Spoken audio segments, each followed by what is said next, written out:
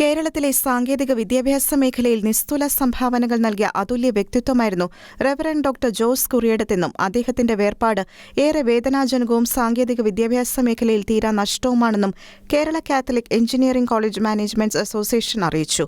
ദീർഘകാലം Kerala Catholic engineering college managements association general secretary എന്ന നിലയിലും രാജഗിരി എഞ്ചിനീയറിംഗ് കോളേജ് ഡയറക്ടറായും അദ്ദേഹം നടത്തിയ വിദ്യാഭ്യാസ സേവന ശുശ്രൂഷകൾ ഏറെ അഭിമാനകരമാണ്.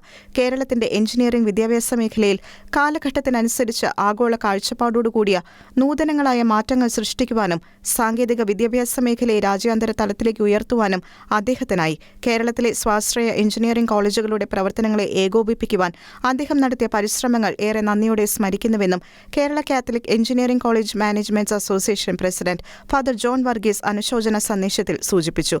അസുഖബാധിതനായി ചികിത്സയിലായിരിക്കെയായിരുന്നു റവറന്റ് ഡോക്ടർ ജോസ് കുറിയേടത്ത് CMIയുടെ വിയോഗം.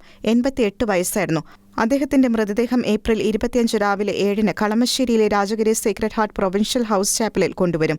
ഉച്ചകഴിഞ്ഞ് 2:30-ന് മൃതസംസ്കാര ശുശ്രൂഷകൾ ആരംഭിക്കും. Shekinah news, Kochi.